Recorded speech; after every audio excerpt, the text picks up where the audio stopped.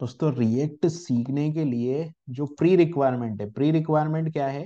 मतलब what should you know before learning react. React आने से पहले आपको, रिएक्ट सीखने के लिए आपको कौन कौन सी चीजें प्री रिक्वायरमेंट है वो हम देखते हैं। तो देखिए, एक तो प्री रिक्वायरमेंट है यहाँ पर HTML। और HTML के बाद में दूसरा, पहला है HTML।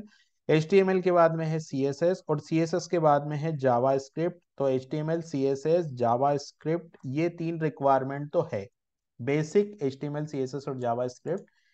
इसके बाद में आता है हमारे पास ES6। तो ES6 में जो चीजें रिक्वायर्ड है वो मैंने सारी इस प्लेलिस्ट में ऑलरेडी बना दी है। आप यहाँ पर जाओगे और जैसे ही इस चैनल को ओपन करोगे, इस चैनल के ऊपर आपको यहाँ पर एक प्लेलिस्ट बनी हुई है जिसका टाइटल है ES6 for beginners modern JavaScript 2023।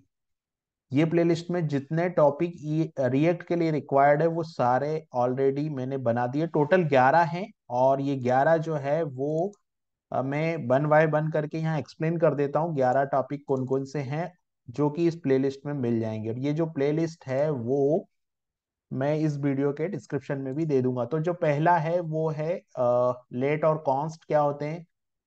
और लेट और कॉन्स्ट के अलावा, लेट और कॉन्स्ट है, लेट और कॉन्स्ट के साथ साथ है, देखो पहला है लेट और कॉन्स्ट। लेट और कॉन्स्ट के बाद में दूसरा है मॉड्यूल्स। मॉड्यूल्स किस तरीके से वर्क करता है, मॉड्यूल्स क्या होते हैं। फिर है एक्सपोर्ट और इंपोर्ट। फिर है क्लास का कंसेप्ट, ऑब्जेक्ट और क्लास किस तरीके से बनते हैं जावास्क्रिप्ट के अंदर। और फिर है ऑब्जेक्ट्स, है ना।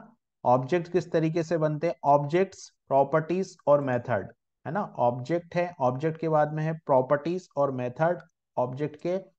और यहाँ पर है रेस्ट ऑपरेटर और स्प्रेड ऑपरेटर, ये लेट और स्प्रेड। और फिर बाद में है डीस्ट्रक्चरिंग। डीस्ट्रक्चरिंग के बाद में एक और आता है टॉपिक जिसको हम लोग बोलते हैं अरे मेथड। तो ये जो हो गया वो अरे मेथड्स, तो इसको मैं लिख देता हूँ अरे मेथड्स।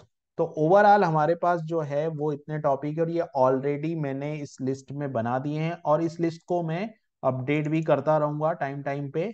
और इस लिस्ट में अभी कुछ वीडियो में को और जोड़ूंगा। इसके साथ साथ बेसिक जावास्क्रिप्ट है, तो बेसिक जावास्क्रिप्ट की भी प्लेलिस्ट अवेलेबल है। आप अगर यहाँ पर जाएंगे तो आपको जावास्क्रिप्ट की भी प्लेलिस्ट मिल जाएगी। इस चैनल पे जाएंगे तो जावास्क्रिप्ट की भी प्लेलिस्ट मिल जाएगी, जहां से हम लोग जावास्क्रिप्ट को भी देख सकते हैं। बेसिकली ये सारे जो टॉपिक है वो ES6 के हैं। तो ES6 हमको आनी चाहिए, क्योंकि रिएक्ट जेएस ने ES6 का भरपूर यूज यहाँ पर किया है।